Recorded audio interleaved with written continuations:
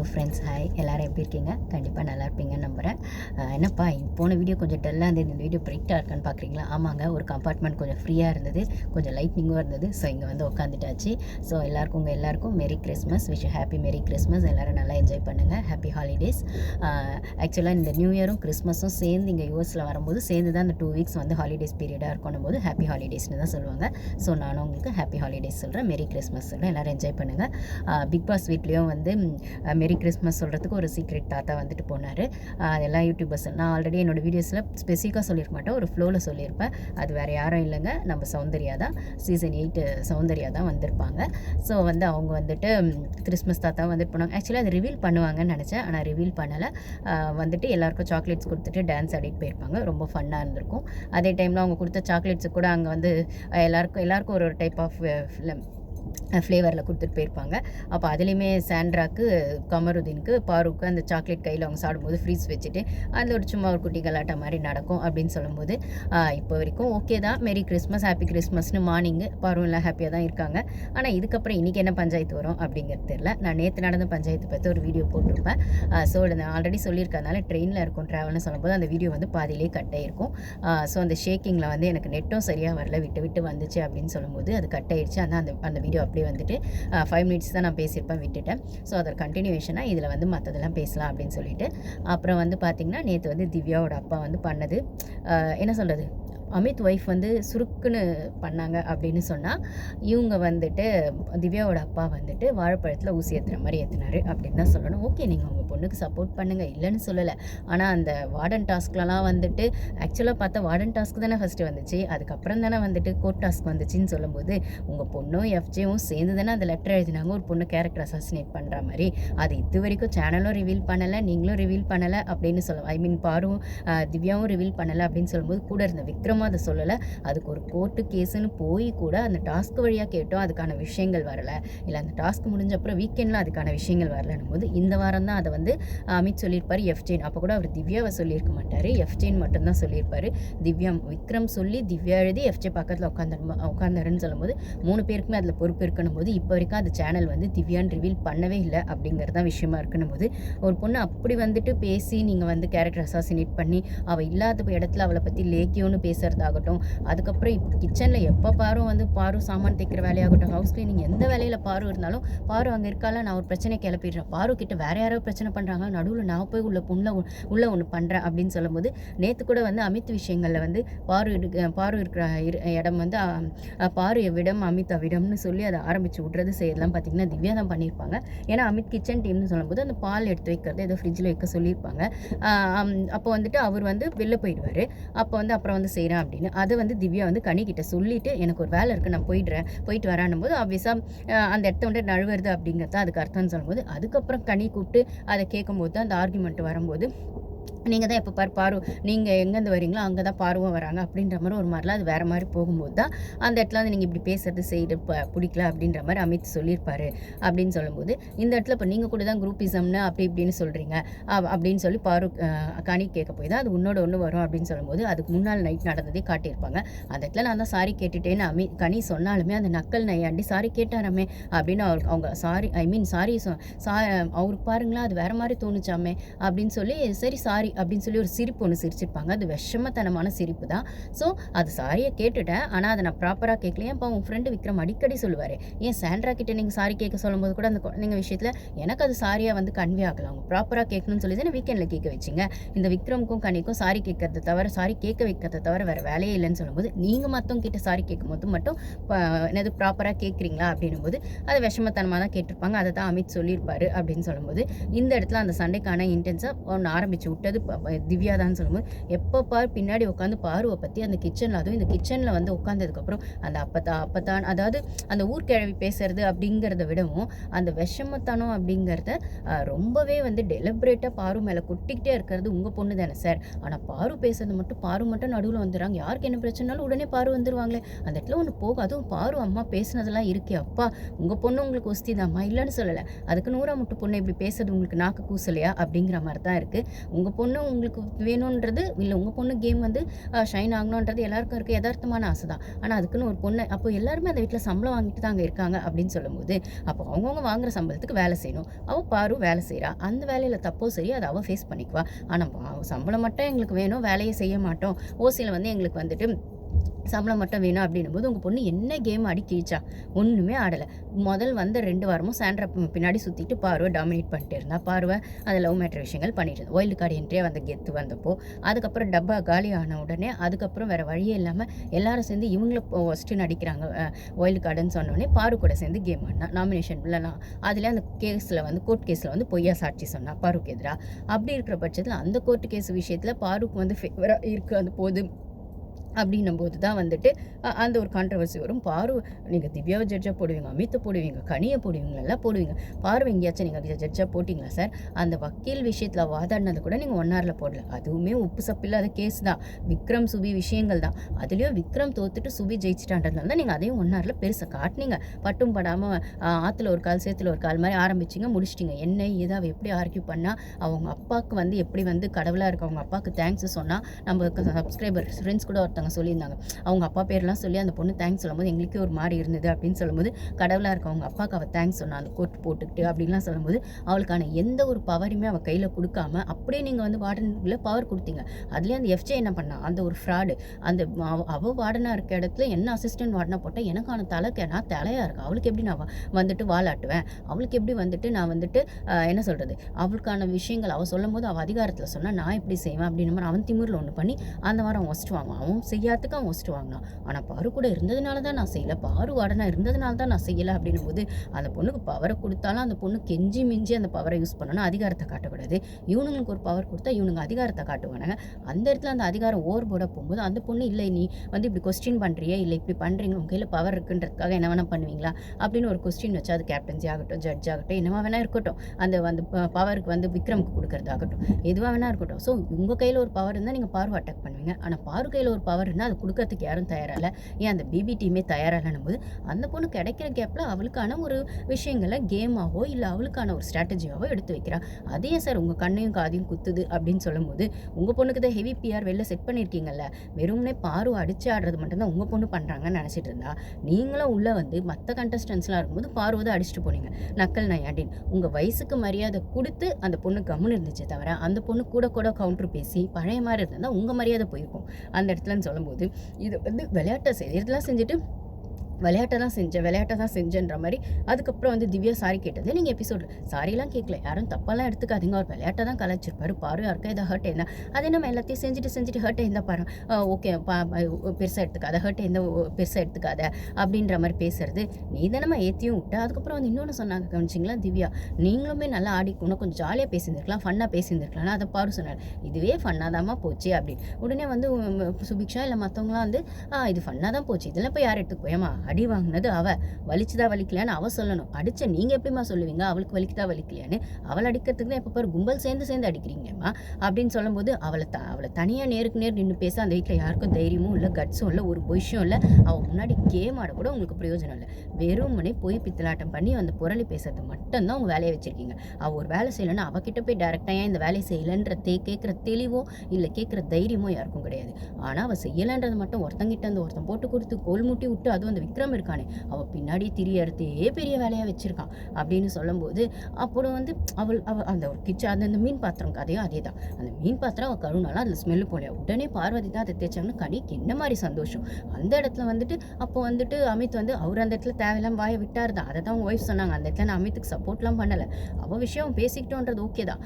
ஆனால் அந்த ஒரு இடத்துல அமித்துக்கு வந்து பாருக்கு சப்போர்ட் பண்ணதோ இல்லை பாருக்கு மட்டுமே அமித் சப்போர்ட் பண்ணுற மாதிரி, ஏன் கனிக்கெல்லாம் அவர் வக்காலத்து வாங்குறியா, கனி குரூப் கூட உட்காந்து பேசலையா, ஏன் இதே கனி விக்ரம் கூட உட்காந்து தானே உங்கள் புருஷன் வந்துட்டு அந்த ரேங்கிங் டாஸ்கில் பாருவையும் திவாகரையும் அந்த லாஸ்ட்டில் 17 16 போட்டது. அப்போ வந்து அதுக்கான நியாயத்தை அவள் கேட்டால அந்த வாரமே பாரு, இத்தனைக்கும் அந்த வாரம் அவள் கண்ணில் அடிபட்டிருந்தா. அது ஏன் நீங்கள் அப்படி போட்டிங்க? உங்களுக்கு அந்த இன்ஃப்ளூயன்ஸ் இருந்ததா? அணியோ விக்ரமோ இன்ஃப்ளூயன்ஸ் பண்ணாங்களா? இல்லை நீ எப்படி போட்டினா? அப்படி அப்பட்டமாக உங்கள் புருஷன் என்ன சொன்னார்? அதெல்லாம் இல்லை, நீ இப்போ நான் ஒன்றுமே இப்போ நீ ஒன்றும் பண்ணல பாரு, ஆனால் முதல்லலாம் பண்ண தானே அப்படின்னா, முதல்லலாம் அவள் கேம் கூட தான் ஆடினா. அவள் முதல்ல ஆடின கேமுக்காக இப்போ என்ன நீங்கள் அவளை தூக்கி டைட்டில் வின்னராக கொடுத்துட போகிறீங்க? அதுக்கு அவளுக்கு என்ன பண்ணணுமோ, எந்த அளவுக்கு அவளை வச்சு செய்யணுமோ செஞ்சு கொடுக்கலாமா வேணாமான்ற குழப்பத்திலே தானே டீம் இவ்வளோத்தையும் அவளுக்கு எதிராக பண்ணிட்டு இருக்கீங்கன்னு சொல்லும்போது, அப்பா ஆடின கேமே நீங்கள் ஒத்துக்கல, இப்போ ஆடலங்கிறத மட்டும் தெளிவாக சொல்கிறீங்க. அப்பா ஆடின கேமில் இருக்கிற மைனஸை மட்டும்தான் பேசிகிட்டு இருக்கீங்கன்னும் போது எவ்வளோ பேசியிருப்பார் அவர். கேட்டால் அவன் ஏற்கனவே ஒரு வாட்டி கூட சொல்லியிருப்பார் பாருக்கிட்ட, நான் எதுவாக இருந்தாலும் உன் முகத்துக்கு நேராக சொல்லிடுவேன், எனக்கு எப்படி பட்டுதோ அப்படி தான் நீங்கள் கனிக்கிட்ட சொல்கிறீங்களா சார்? அப்படி கனிக்கிட்ட சொல்லும் போதே இப்போ வாங்கி கட்டிக்கிட்டீங்க, கப்பு சிப்புன்னு ஏப்பிட்டீங்க. அப்படி ஏதோ ஒன்று 2 நேரத்தில் தான் நீங்களே வந்து 1 2க்கு தான் வாயை திறக்கிறீங்க அந்த கனி குரூப் கிட்ட அப்படின்னு சொல்லும்போது, அப்படி வாயை திறந்தது உங்கள் பொண்டாட்டி வந்து ஆஃப் பண்ணிட்டு போயிட்டாங்க. இப்போ என்ன அதில் தப்பு இருக்குது? பார்வதியிடம் அமிதாவிடம்னு சொல்கிறது கரெக்டு தானே, அப்படி தானே இருக்குது அப்படின்னு சொன்னால், ஏம்மா எனக்கு புரியலை. அப்போ திவ்யா அப்பா வந்தும் பார்வை தான் அடிப்பார், அமித் ஒய்ஃப் வந்தும் பார்வை தான் அடிப்பாங்க. இல்லை சபரி, அது அன்றைக்கே நான் பேசணும்னு நினச்சேன். அது என்ன சபரி அம்மா வந்து அப்படி எல்லாருக்கும் அம்மா அம்மான்ற மாதிரி அப்படியே நடிச்சிட்டு போயிட்டாங்க. ஏம்மா உங்களோட அந்த புள்ள வந்துட்டு ஒரு பொண்ணு அந்தளவுக்கு அக்ரெசிவாக விளையாடி அந்த இடத்துல வந்து அவ்வளோ நல்லவராக இருப்பார். இப்போது கேமே ஆடாமல் கம்முன்னு விட்டுருக்காருல, அவர் வந்து ரொம்ப நல்லவராக காட்டிக்கிறதுக்காக, இல்லை அவர் நிஜமாகவே நல்லவர்ன்றனால கேமே ஆடாமல் கூட இருக்கார்ல, யாரையும் ஹர்ட் பண்ணாமல். அப்போ அன்றைக்குமே அவர் நல்லவராக இருந்துட்டு ஒரு பொண்ணு கண்ணில் அடிபட்டிருக்கு, அவர் திருப்பி வந்து இந்த அளவுக்கு அக்ரெசிவாக ஆடுறா. ஒன்று நம்மளால் அவளுக்கான ஓரளவுக்கு எஃபர்ட் போட்டு ஆடணும்னா ஆடணும், ஆனால் அக்ரெசிவாக ஆடி வந்து அவளை ஹர்ட் பண்ணிடக்கூடாது அப்படின்னு ரொம்ப நல்லவராக அந்த கேமை விட்டு கொடுத்துருக்க வேண்டியது தானே. அப்போ அவருக்கு விட்டு கொடுக்க இஷ்டம் இல்லை அப்படின்னு சொல்லும்போது அவரோட கேமை அவர் ஸ்போர்ட்டிவாக எடுத்து வைப்பார், இல்லை அவர் அக்ரெசிவாக எடுத்து வைப்பார்னா, அடிப்பட்டாலும் வந்து இந்த கேமுக்காக நான் வாங்குகிற சம்பளத்துக்கு நிற்பேன், நான் கண்டென்ட் கொடுப்பேன், இல்லை என் ஃபிசிக்கலாகவே நான் ஹர்ட் ஆயிருந்தாலும் மென்டலாக ஹர்ட் ஆயிருந்தாலும் இந்த கேமுக்கு நான் உண்மையாக இருப்பேன், இந்த அவங்க சொன்னது அமித் ஒய்ஃப் சொன்னதான், இந்த கேமுக்கு நான் லாயலாக இருப்பேன்னு சொல்லி அவளோட ஃபிசிக்கலாகவும் அவளோட எஃபர்ட் போட்டு மென்டலாகவும் அவளோட எஃபர்ட் போட்டு அவளோட செல்ஃப் ரெஸ்பெக்டிவ் விட்டு கொடுத்து ஊரெல்லாம் இவ்வளோ பகையும் சம்பாரித்து உள்ளுக்கு இருக்கவங்க கிட்டேயும் பகை, வெளிக்கு இருக்கவங்க கிட்டேயும் பகை, வெளிலேருந்து வரவங்களும் வந்துட்டு வன்மத்தை கொட்டுறாங்க அப்படின்னு சொல்லும்போது, இது எல்லாத்தையும் ஒரு பொண்ணு பண்ணும்போது அந்த பொண்ணு மேலே தான் எல்லாமே அந்த ஷோ போகுதுன்னு ஒவ்வொரு நாளும் ஒவ்வொரு டிஆர்பியும் அதை தான் சொல்லுதுன்னா, இப்போ அகெயின் வர ப்ரொமோஸும் அதை மட்டும் தான் சொல்லுது. பார்வை திவ்யா வீட்டாளுங்க திட்டினது, பார்வை வந்துட்டு என்ன சொன்னது, இவங்க அமித் ஒய்ஃப் திட்டினது எனக்கு புரியல. அந்த சபரி அம்மா ஒரு வாரம் ஏதோ சாரி, எனக்கு 1 ஹவரில் அது சாரி சொன்ன மாதிரி தெரியல, லைவில் வந்திருக்கு போல். லைவில் நான் இப்போ 2 3 நாளாக நான் சொன்ன மாதிரி இது ட்ராவல் கொஞ்சம் அந்த ஹாலிடே பீரியட்னு சொல்லும்போது நானும் கொஞ்சம் பிஸியாக இருக்கிறதுனால லைவும் கொஞ்சம் பார்க்கறல, நான் நல்ல கிளிப்பிங்ஸ் பார்க்குறேன், இல்லை நான் பார்க்கும்போது அந்த ஒரு சில இன்சிடென்ட்ஸ் வரதில்லை அப்படின்னு சொல்லி நேற்று நான் பார்க்கும்போது வந்ததை நான் பேசிட்டேன் அப்படின்னு சொல்லும்போது, சபரி அம்மாவும் வந்து பாரு கிட்ட சாரி கேட்டிருக்காங்க. அதாவது என் பிள்ளை வேணும்னே செய்யலமா, மன்னிச்சிருமான்னு சொல்லும்போது, உங்கள் பிள்ளை இது வரைக்கும் மனசார ஒரு சாரியை கூட கேட்கல, ஒத்துக்கவே இல்லை. அவன் விக்ரம் வந்து ஆதிரை கிட்ட கேட்டான், அவனும் வந்து குற்றணர்ச்சியோடலாம் கேட்கல, ரியலைஸ் பண்ணிலாம் கேட்கல. ஆனால் மாட்டிக்கிட்டமே தக்காளி தொக்கா வச்சு செய்வாங்களே வீக்கெண்டில், இல்லை வெளில பேர் வீணாக போயிருமே அப்படியே பொத்தி வச்சிருக்கேன், நல்லவன் பட்டம் வந்து காற்றுல பறந்துருமேன்றதுக்காக ஒரு சாரின்னு ஒரு நடிப்பை போட்டான். அவன் கேட்டதும் உண்மையான சாரி இல்லை. இந்த சபரி அதை கூட நான் கேட்க மாட்டேன், நான் ஒன்றுமே பண்ணேன்னு நேற்று அமித் ஒய்ஃப் கிட்ட சாதிச்சிருப்பான். நேற்று இது 1 ஹவரில் வந்துச்சான்னு எனக்கு சொல்லுங்கள், நான் லைவில் தான் பார்த்தேன் அமித் ஒய்ஃப் விஷயத்தில். சபரி கிட்ட போய் அமித் ஒய்ஃப் பேசியிருப்பாங்க. நான் ஆல்ரெடி சொல்லியிருப்பேன், சபரி அமித் ஒய்ஃப் எல்லாருமே வந்து ஆல்ரெடி வெளில தெரிஞ்சவங்க அப்படின்னு சொல்லி. அப்போது அமித் ஒய்ஃப் சொல்லியிருப்பாங்க, யாரோ ஒரு ஃப்ரெண்டு பேரை சொல்லி அவங்க கூட கேட்டாங்கடா, இந்த மாதிரி வந்து உங்கள் கேமே அதுக்கப்புறம் ஸ்டாப் ஆயிடுச்சுன்னு சொல்லிட்டு அந்த அக்ரெசிவ் கேப்டன்சிக்கு அப்புறம் நீ வந்து ஏன் டவுன் ஆகிட்ட? நம்ம ஆமாம் டவுன் தான் ஆகிட்டேன், ஏன்னா வந்து என்ன நானே வேணும் தான் பண்ணேன்னு என்ன எல்லாரும் பண்ணும்போது நம்ம அப்படி இல்லையேன்னு எனக்குள்ளே ஒரு மாதிரி ஆயிடுச்சு, அதனால் அதுக்கப்புறம் நான் ஆட ஆரம்பிக்கலன்னா, அது அப்படி இல்லை, கேம் ஆட தைரியமாக ஆட, அப்படிலாம் ஒன்றும் இல்லைன்னு சொல்லும்போது, ஒரு வார்த்தையாவது அதை பற்றி நீங்கள் பாரு நீ வந்து அந்த டைம் நீ 1000 கேம் ஆடினாலும் அந்த இடத்துல நீ வந்து ஃபிசிக்கலாக நிஜமாகவே ஹர்ட் இருக்கும்போது கேம்காக உன்னோட பொட்டென்ஷியலை போட்டு அந்த இடத்துல நான் பாராட்டுறேன், ஆனால் ஒரு சில விஷயங்களை நீ மாற்றிக்கிட்டா அது உனக்கு நல்லது அப்படின்னு நாசுக்காக சொல்லியிருக்கலாம். அதை நீங்கள் வெளிப்படையாக சொல்லணும் கூட அவசியம் இல்லை, நாசுக்காக சொல்லியிருக்கலாம், தனியாக கூப்பிட்டு சொல்லியிருக்கலாம். பாராட்டுறது எல்லாரும் முன்னாடி பாராட்டிட்டு அவளுக்கான கிரிட்டிசிசமையும் அவளுக்கான விஷயங்களையும் அவன் மேலே அக்கறை தான் நீங்கள் தனியாக சொல்லியிருக்கலாம் போது, அதை நீங்கள் சொல்லலையேம்மா, வன்மத்தோட அதை வெளியில் வன்மத்தோட அந்தமாக கொட்டிட்டு போனீங்க அதை அப்படின்னு சொல்லும்போது, ஆனால் சபரிக்கு மட்டும் அதை நீங்கள் ஏன் வந்துட்டு ஓப்பனாக சொல்லலை அமித் ஒய்ஃப்? சபரிக்கு நீங்கள் கொடுத்த அட்வைஸை பாத்ரூம் கிட்டேயோ எங்கேயும் தனியாக போகும்போது தான் சொல்லியிருப்பாங்க, ஏன் இப்படி பண்ணுறேன்னு. அப்போ நீங்கள் ஓப்பனாகவே அதையும் சொல்லியிருக்கலாமே, அப்போ ஏன் நீங்கள் அதை சொல்லலை? பாரு மைக் விஷயங்களை மட்டும் ஓப்பனாக ஓப்பனாக உடைச்சிங்க. பாரு கேரக்டர் அசாசினேட் பண்ணுறது மட்டும் ஓப்பனாக உடைச்சிங்க.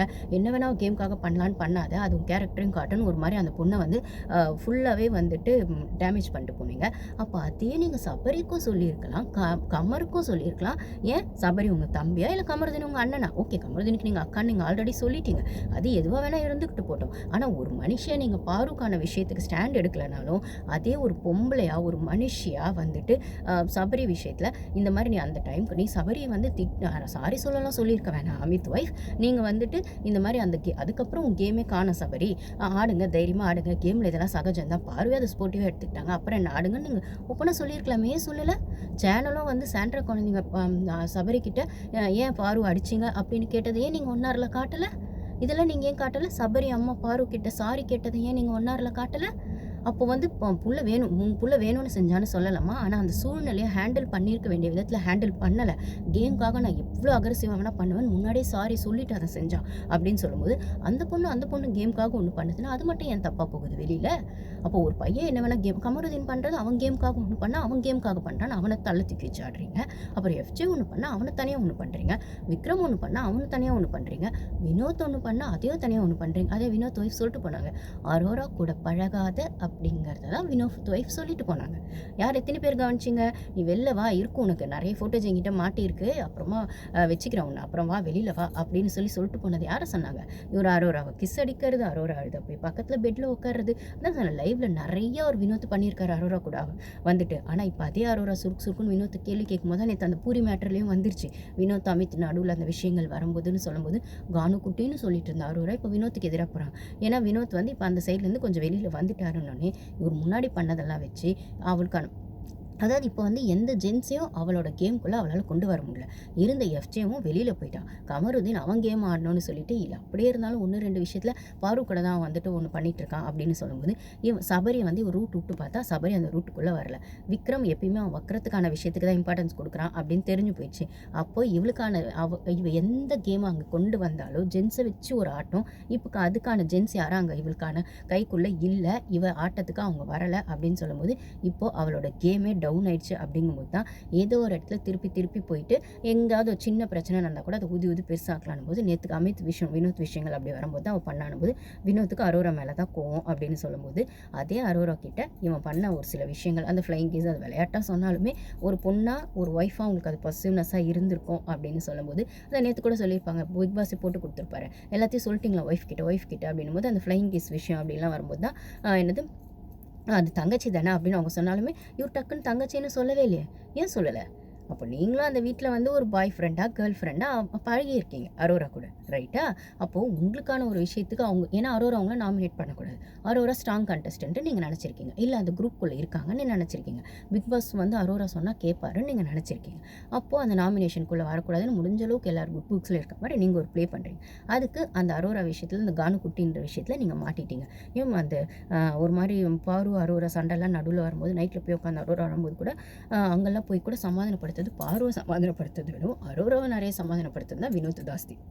என்னாச்சு அப்படின்னு சொல்லும்போது ஸோ அந்தளவுக்கு வந்து ஜென்ஸோட சப்போர்ட் அவ்வளோ ஸ்ட்ராங்காக இருந்த அரோராக்கு இப்போ எந்த ஜென்ஸுமே சட்டை பண்ணுறதில்ல. ஏன்னா ஃபினாலே நோக்கி கேம் போகுதுன்னும் போது அவன் கேமில் அவன் ஸ்ட்ராங்காக இருக்கணுன்றதுலாம் அவன் தெளிவாக இருக்கான். இந்த பாரு தான் என்ன பண்ணுறான்னு தெரியலன்னும் போது பாரு கேம் அங்கங்கே வந்துக்கிட்டு தான் இருக்குது. ஆனால் இப்போ ஃபஸ்ட்டில் மாதிரி நம்மளுக்கு தெரிஞ்ச அளவுக்கு ஓப்பனாக தெரியல அப்படிங்கிறது தான் உண்மை அப்படின்னு சொல்லும்போது இந்த ஃப்ரீஸ் டாஸ்க் முடிவிட்டோம் அதுக்கப்புறம் இருக்கா அவனுக்கு அப்படிங்கிற மாதிரி அவள் சொன்னது எல்லாருக்கும் வைரலாக போனாலுமே அந்த ஸ்டாண்டை எடுப்பாளா அப்படிங்கிறது அவங்க அம்மா உள்ளே வந்தால் தான் தெரியும் அப்படின்னு சொல்லும்போது பார்க்கலாம். நம்ம எல்லாருமே let's hope for the best அப்படின்னு தான் சொல்லணும். இதில் இன்னொரு இடத்துல ஒரு சிஸ்டர் அமைச்சிருந்தாங்க, அவங்க சிங் அண்டு ஸ்ட்ரீம் நினைக்கிறேன் அந்த சேனல் நினைக்கிறேன், if I am not wrong, அவங்க அமைச்சிருந்தாங்க இந்த அமித் ஒய்ஃபே இவ்வளோ வன்மத்தை கூட்டுறாங்க அப்படின்னு சொல்கிற இடத்துல ஆல்ரெடி அவங்க சீசன் 2ல் வந்திருக்காங்க. கேம் சேஞ்சராக வந்து விஜய் உள்ளே போனாலும் அதாவது ஒயில்ட் கார்டு என்ட்ரி நிறைய பேர் எனக்கு மெசேஜ் அமைச்சிருந்தீங்க. ஸோ நிறைய இன்ஃபர்மேஷன்ஸ் நான் கேட்டாலுமே அவங்கவுங்க நிறைய மெசேஜஸ் அதில் அனுப்புறீங்க. அதே மாதிரி தான் அந்த சிங்கிங் டாஸ்க்லேயும் வந்து அந்த இன்னொரு பாட்டு என்ன அப்படின்னும் போது மின்சார கண்ணா பாட்டு அந்த மாதிரி பாட்டுலாம் இதுதான் அந்த பாட்டு அப்படின்னு சொல்லி அந்த விஷயங்களெல்லாம் வந்து நிறைய பேர் மெசேஜ் பண்ணியிருந்தீங்க. அவங்களுக்கெல்லாம் ரொம்ப தேங்க்ஸ். ஏன்னா எனக்குமே ஃப்ளோவில் மறந்து போகுது அப்படின்னு சொல்லும்போது, அந்த இடத்துல வந்து நிறைய பேர் மெசேஜ் அனுப்பிச்சவங்களுக்குலாம் ரொம்ப தேங்க்ஸ். இப்பயுமே இந்த விஷயங்கள் வந்து அமித் ஒய்ஃப் பற்றின விஷயங்கள் அந்த சிஸ்டர் அனுப்பிச்சிருந்தாங்க. சிங் அண்ட் ஸ்ட்ரீம் அப்படிங்கிறவங்க அமித் ஒய்ஃப் ஆல்ரெடி சீசன் 2ல் வந்திருக்காங்க. அப்போ வந்து கேம் சேஞ்சராக உள்ளே வந்து அது வைல்ட் கார்டு என்ட்ரியாக வந்த விஜய் வந்து கேம் சேஞ்சராக இருந்திருக்காங்க. அப்பயுமே அமித் ஒய்ஃப் இப்படி தான் கன்னிங்காக இருந்து கேமை விட்டு எவிக்ட் ஆகி போயிட்டாங்க. அது மட்டும் இல்லாமல் சர்வைவர்லேயும் வந்து பாருக்கு எதிராக வந்து அவங்க விளையாடி வின் பண்ணியிருக்காங்க. அது அந்த சர்வைவர் கேம் பற்றினா எனக்கு சுத்தமாக நாலேஜ் இல்லைங்க. அது 2 டீமும் பிரிஞ்சு விளையாடுவாங்களா என்ன ஏதுன்னு தெரியல. வெறும் பாருவும் விஜயும் அதில் இருந்தாங்கன்னு தான் எனக்கு தெரியும். விஜய் வின்னர் ஆனாங்கன்னு தெரியும். பட் ஆனால் பாருவும் இவங்க அமித் ஒய்ஃப் விஷயங்களும் ஏதோ நடந்திருக்கும் போல். அப்போ அந்த இடத்துல அமித் ஒய்ஃப் வின் பண்ணியிருக்காங்கன்னு சொல்லும்போது அவள் வின் பண்ணதை கூட ட்விட்டரில் போட்டுருக்காங்க. அப்போயுமே ஜனங்க அதை அக்செப்ட் பண்ணலன்னும் போது ட்விட்டர்லேயே அவள் திமுறாலாம் பதில் சொல்லியிருக்கா. நிறைய பட வாய்ப்புகள் அதாவது சினிமா சான்ஸ்லாம் கிடைக்கும்னு எதிர்பார்த்தா அதெல்லாம் கிடைக்கலன்ற காண்டில் தான் இப்பயும் இருக்கான்னா இவ்வளோ வன்மத்தோடு தெரிஞ்சா தான் சொல்கிறேன். எண்ட் ஆஃப் த டே நீங்கள் டைட்டில் வின்னர் ஆகிடலாங்க. காசை கொடுத்தோ சேனல் ப்ராடக்டாவோ என்னமோ ஒன்று பண்ணிடலாம். ஆனால் யூனிவர்ஸ் ஒன்று கொடுக்கும்ல, அது வந்து உங்களுக்கு அது நியாயமாக சேர வேண்டியதாக இருந்தால் மட்டும்தான் யூனிவர்ஸ் அதை கொடுக்கும். அதை நீங்கள் என்ன வந்துட்டு காசை கொடுத்து வாங்கிறது, இல்லைனா வந்து ஜால்ரா போட்டு வாங்கிறது, நீங்கள் என்ன பண்ணாலும் இல்லை மற்றவங்களை டாமினேட் பண்ணி என்ன பண்ணி நீங்கள் வாங்கணும்னு நினச்சாலும் உங்களுக்கு அதை வந்து யூனிவர்ஸ் நீங்கள் அதுக்கு டிசர்விங்காக இருந்தால் மட்டும்தான் கொடுக்கும்னா இந்த பிக் பாஸை பொறுத்த வரைக்கும் யூனிவர்ஸ்க்குமே அந்த ஓட்ஸ் தான் முக்கியம் அப்படிங்கிற மாதிரி ஃபேக் ஓட்ஸை வச்சு நீங்கள் உள்ளுக்கு வந்துடலாம். ஆனால் அந்த நீங்கள் அந்த டாப் 3லையோ வின்னராகவும் வர்ற பட்சத்தில் என்ன எல்லா சீசன்லையுமே சொல்கிறேன், அந்த வின்னரான எல்லாருக்குமே அந்த சான்ஸ் கிடச்சிருது. அவங்க ஷைன் ஆகிடுறாங்கன்னா ஒரு சிலருக்கு மட்டும்தான் கிடைக்கிது. இப்போ வரைக்கும் வின்னராக அதில் ஷைன் பண்ணவங்கலன்னு பார்த்தா ஓரளவுக்கு ஆரி தான் பண்ணுறாரு. போன சீசன் முத்துவை கூட ஆளை காணோம், எங்கே இருக்காரு என்னன்னு எனக்கு தெரியல. அசீம் ஏதோ படம் பண்ணுறதா கேள்விப்பட்டது. அப்படின்னும் போது வின்னரை விடவும் அந்த சீசனில் ஒரு சிலரோட பேர் அப்படியே நிற்கும். வின்னர் எனக்கு சரியாக யாரும் ஞாபகம் இல்லைப்பா, ஆனால் இவங்க நல்லா ஆடி இருக்காங்கப்பா அந்த இடத்துல. அது ஜாக்காக இருக்கட்டும் இல்லை அப்புறம் வந்துட்டு ஒரு சிலர் அந்தந்த ஒரு ட்ரேட்மார்க்கோட வெளில போவாங்க அப்படின்னு சொல்லும்போது அந்த மாதிரி விஷயங்களை பாரு இந்த சீசனில் வின்னர் ஆகணுன்றது தான் எங்களோட ஆசையும். ஆனால் அவளுக்கு வர்றது எல்லாம் ரியல் ஓட்ஸ். அதனால தான் ப்ளஸ்ஸு மைனஸு கலந்துருக்கு அவளோட விமர்சனங்களில். அவளுக்கான ரியல் ஓட்ஸ் வருது. ஆனால் இவனுங்களுக்கு கேமே ஆடலைனாலும் இந்த திவ்யா மாதிரி ஆளுங்க, இந்த வினோத் மாதிரி ஆளுங்க, கமருதீன் மாதிரி ஆளுங்கள்லாம் நல்ல பியர் ஓட்ஸையோ ஃபேக் ஓட்ஸையோ வெளியில் நல்லா வந்து பேசி வச்சுட்டு வந்திருக்காங்கன்னு சொல்லும்போது கேமே ஆடலைனாலும் அவங்களுக்கு அது வருதுன்னு சொல்லும்போது அந்த ஃபேக் ஓட்ஸ் வெஸ் ரியல் ஓட்ஸ்ன்னு வரும்போது எது ஜெயிக்கும்ன்றது கடவுளுக்கு மட்டும்தான் தெரியும். பாருக்கு கிடைச்சா எங்களுக்கு சந்தோஷம், பாரு ஃபேன்ஸ்க்கு. இல்லை அவளை வந்து சேனல் வந்து டவுன் பண்ண தான் நினைக்கிறாங்க அப்படின்னு சொன்னாலுமே அவள் தான் இந்த சீசனோட குயின் அப்படிங்கிறது எந்த எரேசராலையும் எந்த வந்துட்டு சேனல் ப்ராடக்டாலையும் எந்த வந்துட்டு பாரு ஹேட்டர்ஸாலையும் மறுக்கவே முடியாது அப்படிங்கிறது தான். இங்கே கூட என்ன சொல்கிறது, பிக் பாஸ் ஹேட்டர்ஸ்னு சொல்லலை, சீசன் 9 ஹேட்டர்ஸ்னு சொல்லலை, பாரு ஹேட்டர்ஸ்னு தான் சொல்கிறாங்க. ஏன்னா அந்த ஷோ பாரு மேலே தான் போகுது. இந்த வாரம் ஃப்ரீ ஸ்டார்ஸ்க்கு மொத்தம் பாரு மேலே தான் போகுது. பாருவை திட்டுறதுலையும் பாரு மேலே தண்ணி ஊற்றி ஃப்ரீ ஸ்டார்ஸ் பண்ணுறதுலையும் பாரு வந்துட்டு என்ன சொல்கிறது, எப்படி சுற்றினாலுமே பாரு கிட்ட தான் ஏன் ஒன்றுமே இல்லை. இன்றைக்கி அந்த சாக்லேட் கூட நிற்க வச்சது பாரு தான் ஃப்ரீஸ் பண்ணார். ஏன் கனியை நிற்க வைக்க வேண்டியதானே, கையில் நிற்க வச்சா யார் டிஆர்பி வருவா. இன்னொரு விஷயம் சொல்லிடுறேன், அஃபிஷியல்லையுமே வந்து டாப் 5ல் கனியை முன்னுக்கு தள்ளிட்டாங்க, சபரியை வெளில தள்ளிட்டாங்கன்னு ஒரு விஷயம் வருது. எனக்கு அதை பற்றி தெரியல, ஆனால் இப்படி கேள்விப்பட்டேன். ஏன்னா விஜயலட்சுமி உள்ளே வந்து அந்த மாதிரி விஷயங்கள் சொல்லும்போது கனி டாப் 5க்குள்ளே சேனல் தள்ளிட்டாங்க, சபரி வெளில வந்துட்டார் அப்படின்னு சொல்லும்போது கனியோ சபரியோ ஆனால் யாரோ ஒருத்தர் டாப் 5ல் கண்டிப்பாக சேனல் தள்ளுவாங்க. இது எல்லா சீசன்லையுமே நடக்கும். இன்னொரு முக்கியமான விஷயம் இந்த பிக் பாஸ் பொறுத்த வரைக்கும் என்னென்னா, இந்த விஜய் டிவி ப்ராடக்ட்ஸ்னு கொஞ்சம் பேர் அனுப்புகிறாங்கல்ல, அவங்கள எப்படியாவது அந்த கேம் வைஸ் அவங்கள வந்து ஓவர் கம் பண்ணி அந்த கேம்குள்ளே டாப் 5 வரதுங்கிறது இருக்குல்ல, அது அவ்வளோ ஈஸியான வாய்ப்பு கிடையாது. அந்த சேனல் ப்ராடக்ட்டை கிட்டத்தட்ட இவனுக்கு விட்றது மோஸ்ட்லி சேனல் ப்ராடக்ட் தான். ஆனால் அதுலேயும் ஒரு சிலர் 2-3 பேரை வந்து முடிஞ்ச அளவுக்கு டாப் 5க்குள்ளே தள்ளணும், இல்லை வின்னராக தள்ளணும், அட்லீஸ்ட் டாப் 3க்குள்ளே தள்ளணும் அப்படிங்கிறதுல சேனல் ரொம்ப வந்து கான்ஷியஸாக இருப்பாங்க. அதை பீட் பண்ணி ஒரு சிலர் அந்த சேனல் ப்ராடக்டாக இல்லாதவங்க உள்ளே போகிறதுங்கிறது இருக்குல்ல, அது அவ்வளோ ஈஸியான விஷயம் இல்லை, அவ்வளோ கஷ்டமான விஷயம். போன சீசனில் ரயானெல்லாம் வந்து வெளில வந்ததுக்கான காரணம் அவ்வளோ நல்லா ஆடிட்டு இருந்தவர் வந்துன்னா விஷாலை உள்ளே தள்ளணும் அப்படிங்கிற ப்ரெஷர் தான். தீபக்கையும் அப்படி உள்ளே தள்ளணுன்ற மாதிரி தான் டாப் 5 பண்ணாங்க. ஆனால் ஜாக்கோட விஷயங்கள் அங்கே வரும்போது அப்புறம் அந்த ஃபேட்மேன் உள்ளே போய் அவர் ஒன்று பண்ணது அப்படின்னும் போது தீபக்கோட ஏதோ ஒரு விஷயங்கள் வெளியில் வந்து நெகட்டிவாக போய் அவர் போயிட்டார். இல்லைனா கண்டிப்பாக டாப் 5ல் அந்த அவர் முத்து சொன்ன மாதிரி தான் முத்துவை வின்னராகவும் தீபக்கை ரன்னராகவும் தான் ஆக்கியிருப்பாங்க. ஆனால் தீபக்கை விடவும் விஷாலை தள்ளினாங்க. அதை விட சௌந்தர்யாவோட ஒரு ஃபாலோவர்ஸ் நிறைய இருந்ததுனால அவங்களால அதை பண்ண முடியல அப்படின்னு சொல்லும்போது, ஸோ சேனல் ப்ராடக்ட்டை உள்ளே தள்ளுறது சேனல் ரொம்ப கான்ஷியஸாக இருப்பாங்கன்னு சொல்லும்போது, அந்த வாய்ப்பை சபரிக்கும் சபரி 2 பேருக்கும் கொடுக்க மாட்டாங்க. சபரி, கனி, விக்ரம். மோஸ்ட்லி விக்ரம் கூட இப்போ கொஞ்சம் டவுனாக இருக்காரு.